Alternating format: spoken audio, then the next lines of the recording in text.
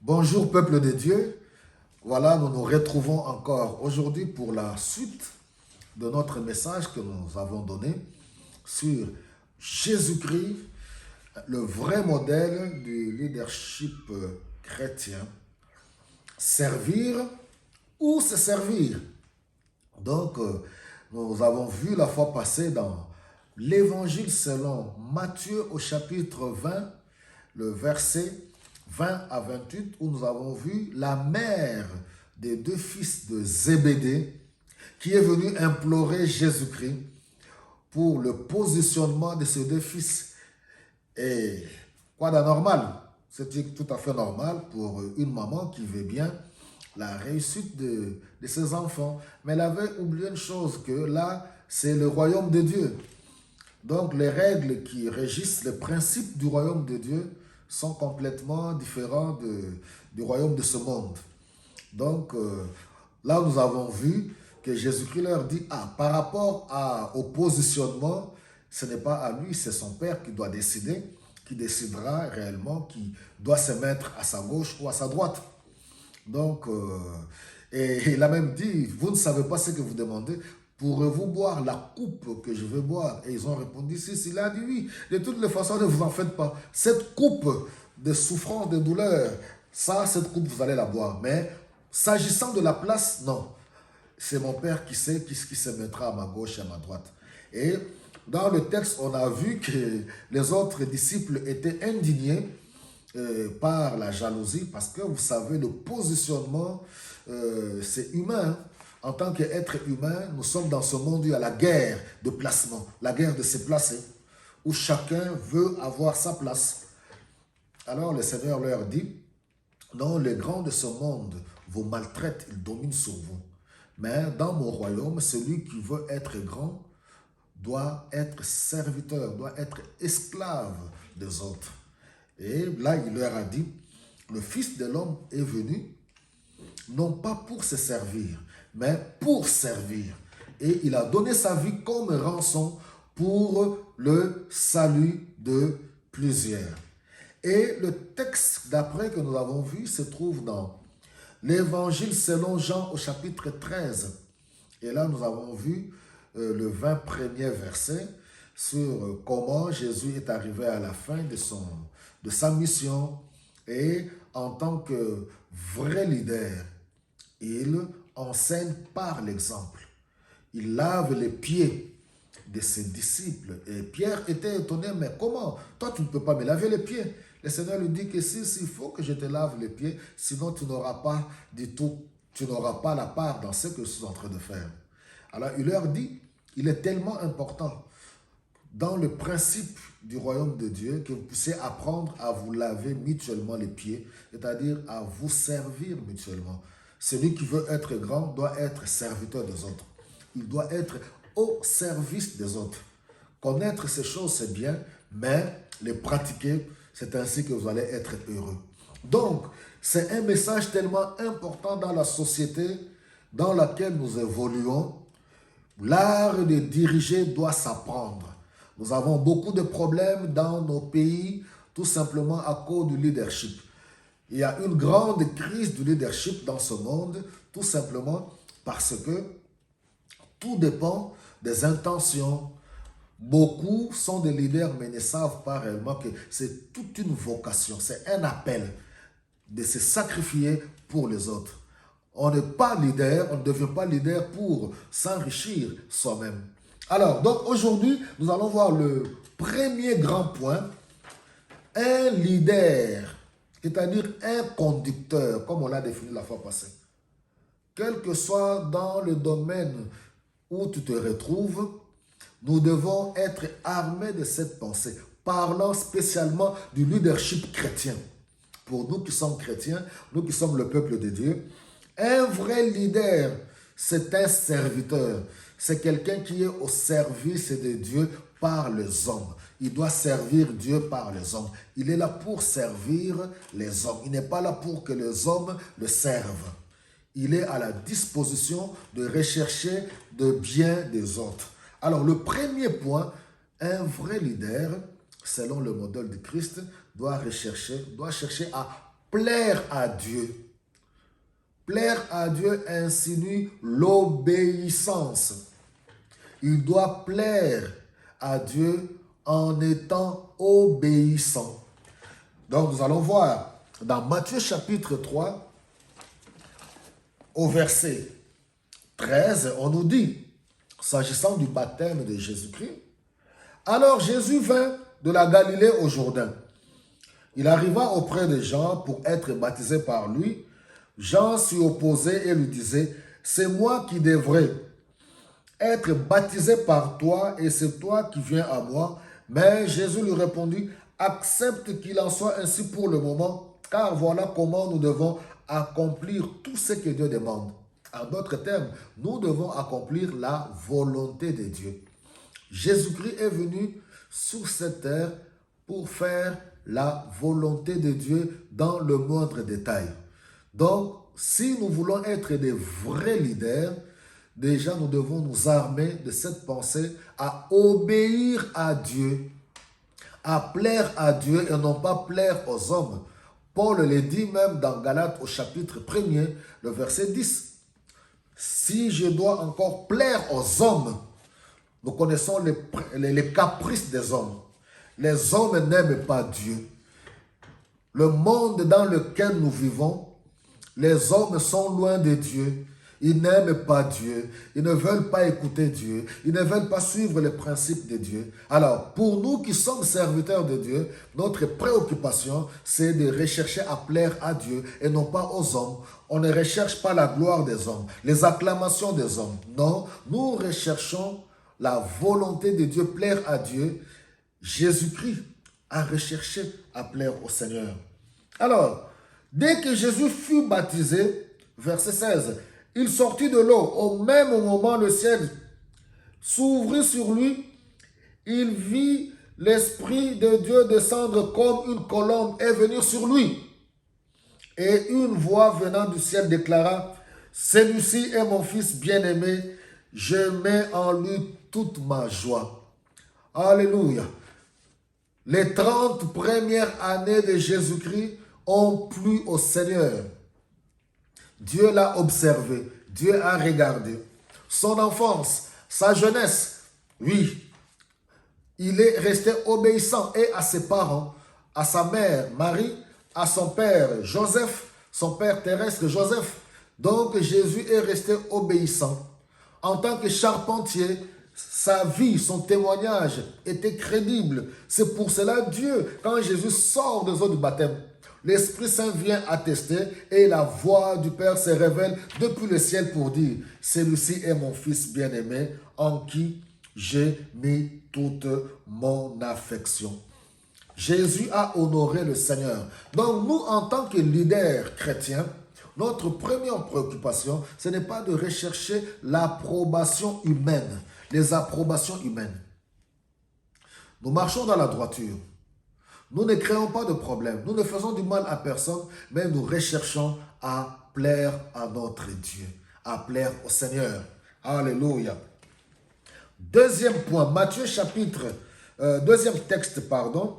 Matthieu au chapitre 17, nous allons voir Matthieu 17, verset 1 à... Oui, Matthieu chapitre 17, voilà, nous lisons la parole de Dieu. Là, c'était au commencement du ministère, parce que Jésus sort des eaux de baptême, aussitôt après, pour aller être tenté par le tentateur dans le désert, et après, il va commencer son ministère.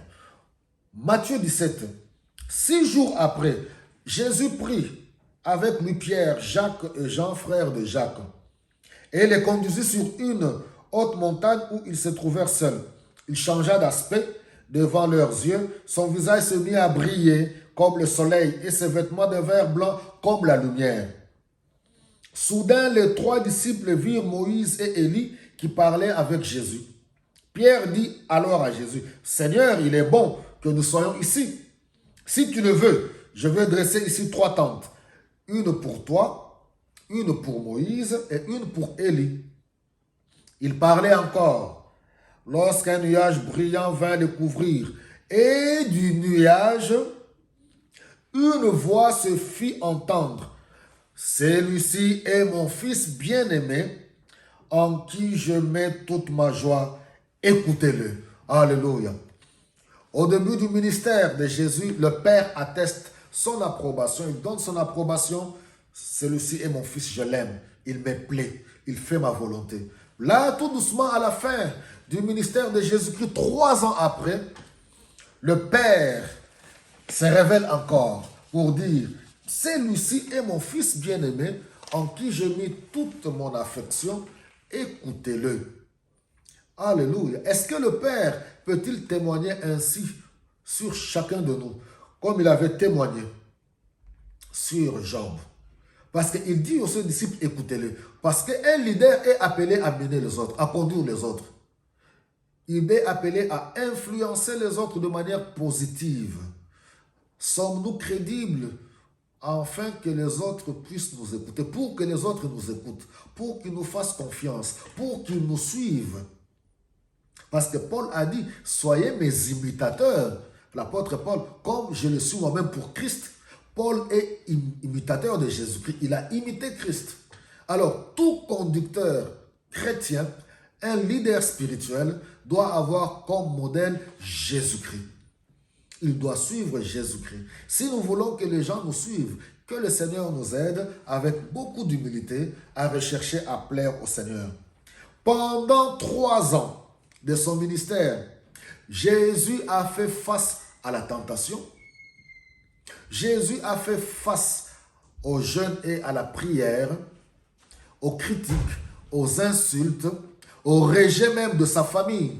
Mais la Bible nous dit, Jésus est resté constant.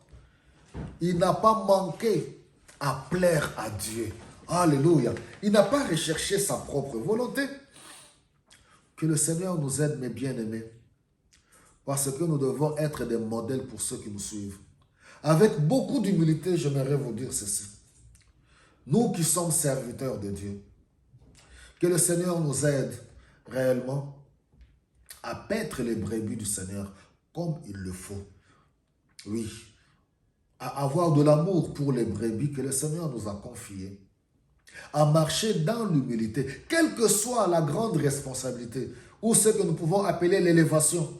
Oui, que nous puissions garder les 2 pieds sur terre, la tête sur nos 2 épaules, en comptant sur Dieu, en ayant les regards fixés sur Jésus-Christ, à rechercher à plaire à Dieu, à faire la volonté de Dieu. Nous pouvons étudier la vie de Jésus-Christ, nous allons voir. Il a été critiqué, méprisé, insulté, humilié. Jésus est resté dans les normes. Mais nous, aujourd'hui, il suffit qu'on apprenne seulement que tel ou tel autre a parlé de nous. Nous sommes prêts à préparer toute une prédication pour régler des comptes envers les fidèles. Ou commencer à répondre. Il ne faut pas qu'il en soit ainsi, mes bien-aimés. Ce sont des distractions. Le Seigneur veut que nous puissions marcher à l'image de Christ. Focus sur lui. Parce que nous ne nous servons plus nous-mêmes. L'œuvre que le Seigneur nous a confiée, ce n'est pas notre œuvre. C'est son œuvre à lui. C'est Jésus-Christ qui est allé mourir à la croix pour nos péchés. Mais de fois, dans la faiblesse humaine, si jamais nous réalisons que la chair commence à se manifester, c'est tout simplement la chair. Nous sommes faibles. Quand on apprend que tel a parlé du mal de vous, et dans les prédications, on ouvre des parenthèses pour régler des comptes. Combien d'hommes de Dieu ne règlent-ils pas de comptes dans les prédications? Parce qu'on a tout simplement entendu qu'on a parlé de vous. Non, nous devons mourir. Notre chair, nous l'avons crucifiée à la croix avec Jésus-Christ. Alléluia. Nous devons rechercher à plaire à Dieu. Que les gens parlent du bien ou du mal de nous, gloire au Seigneur. Notre focus est Jésus-Christ. Plaire à Dieu et obéir à Dieu. Nous n'allons pas rechercher tout le temps que les gens fassent des courbettes devant nous. Et souvent, c'est ce que nous vivons aujourd'hui. Tant d'hommes de Dieu ne recherchent qu'à ce que les gens ne jurent que par leur nom. Dans nos églises locales, on ne jure que par le nom du pasteur. Je ne suis pas d'accord. Je ne pousse personne parce que cela est biblique. Nous devons honorer les hommes de Dieu. Oui, cela est biblique. Les personnes que Dieu a établies pour nous diriger, nous devons les honorer. Mais pour nous qui sommes hommes de Dieu, cela ne doit pas être notre première préoccupation. Nous devons nous focaliser à servir Dieu au travers des hommes. L'enrichissement, oui. Si Dieu nous bénit matériellement, financièrement, gloire à Dieu. Mais toutes ces choses, nous ne les emporterons pas avec nous. Nous avons connu des grands de ce monde, dans tous les domaines, politiques, sportifs, culturels, artistiques, religieux, riches, puissants, la gloire. Mais ils sont tous partis. Les matériels, les biens matériels sont restés. De la même manière que vous qui me suivez, que moi-même, nous quitterons cette terre et nous laisserons tous ces biens matériels. Donc, nous n'allons pas servir Dieu dans le but où nous allons rechercher à amasser les biens matériels, prêts à marcher sur les autres pour amasser les biens matériels. Ceux qui nous ont précédés, ceux qui ont amassé les biens matériels, ils sont partis et ils ont tout laissé. Voilà, mes bien-aimés, que le Seigneur nous aide. Le but de ces enseignements, c'est pour nous interpeller avec beaucoup d'amour, moi-même y compris, vous qui me suivez, que nous puissions réellement nous référer à Jésus-Christ, à servir Dieu dans l'humilité, à rechercher à plaire au Seigneur. Alors, je vous donne pour conclure ces quelques passages dans Matthieu au chapitre 26, le verset 39. Jean chapitre 4, verset 34. Jean chapitre 6, verset 38. Jean chapitre 8, verset 29. Dans tout ce passage que je viens de vous donner, face à toutes ces situations, la réponse de Jésus-Christ, c'était « Je suis venu faire la volonté de celui qui m'a envoyé, la volonté de mon Père. » Jésus-Christ ne recherchait pas ses propres intérêts. En tant que leader chrétien, recherchons la volonté de Dieu, plaire au Seigneur. Voilà, nous continuerons, comme je vous ai dit, il y a beaucoup de thèmes, beaucoup de points à développer sur ce sujet important. Jésus-Christ, le modèle par excellence du leadership chrétien, servir ou se servir. Nous allons nous incliner dans la prière. Père, je te bénis pour ta parole. Aide-nous en tant que tes serviteurs à être animés de l'esprit qui était en Christ, l'humilité, l'esprit du service, rechercher ta volonté, rechercher à te plaire. Que ton nom soit béni, que ton nom soit glorifié. Alléluia. Comme on le fait chaque fois à la fin de tous nos messages, nous donnons l'occasion à tous ceux qui n'ont jamais accepté Jésus-Christ dans leur vie, comme leur Seigneur et leur Sauveur. Vous qui me suivez, parce que c'est là que tout commence. On n'est pas enfant de Dieu, mais on le devient par la foi en Jésus-Christ. Et là, Dieu peut t'appeler mon enfant bien-aimé. Tu vas apprendre à marcher avec le Seigneur par l'Esprit de Dieu et à faire la volonté de Dieu. Tu peux tout simplement faire cette prière avec moi. Père, je te remercie pour l'œuvre de Jésus-Christ à la croix. Je reconnais mes péchés et je te demande pardon. Seigneur Jésus-Christ, lave-moi par ton sang. Je t'invite dans mon cœur comme mon Seigneur et mon Sauveur. Dorénavant, je prends la décision d'obéir à ta parole, de mener une vie de prière et de méditation de ta parole. Merci pour le pardon de tous mes péchés et merci pour la vie éternelle. Alléluia. Si tu as fait cette prière avec foi, sache-le qu'à partir de ce moment que tu es devenu enfant de Dieu, Dieu s'engage à te protéger, à répondre à tes prières, à te garder et à subvenir à tes besoins. Dieu est notre allié puissant. Il est au-dessus de toutes choses. C'est pour cela que tu peux lui faire confiance. Plus rien ne pourra te condamner. les puissances des mondes des ténèbres ne pourront plus jamais faire quoi que ce soit contre toi. Que le Seigneur aide tous ceux bien-aimés qui se convertissent à grandir dans leur marche chrétienne. Nous allons maintenant prier pour les besoins des uns et des autres. Les Écritures nous recommandent de prier les uns pour les autres. Au nom de Jésus-Christ, Dieu entend nos prières. Père, je te bénis pour mes frères et mes sœurs qui sont dans des problèmes. Je te présente les malades, car c'est par tes meurtrissures, Jésus-Christ, que nous sommes guéris. Tu as dit, voici les signes qui accompagneront ceux qui auront cru. En mon nom, ils imposeront les mains aux malades et les malades seront guéris. Touche tout simplement là où tu es malade, là où tu as mal.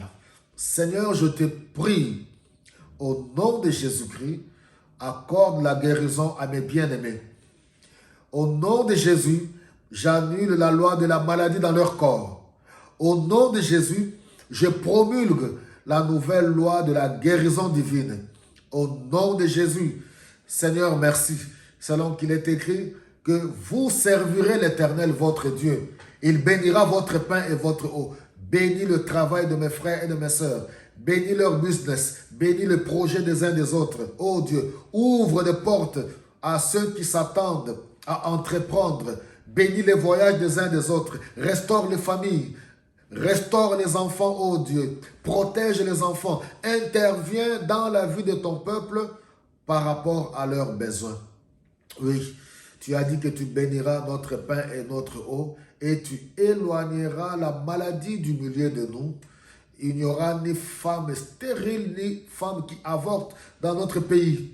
Je brise la stérilité spirituelle, financière et matérielle dans la vie de plusieurs au nom de Jésus et je proclame ainsi la productivité. Que ton peuple soit productif sur le plan spirituel, matériel et financier. Oh Seigneur, que ceux qui sont dans des démarches administratives, Seigneur, que tu débloques la situation de plusieurs, que ta main s'étende dans la vie de ton peuple, que ceux qui sont dans des projets de voyage, oh Dieu, que tu ouvres les portes et que ta faveur se manifeste dans la vie de ton peuple.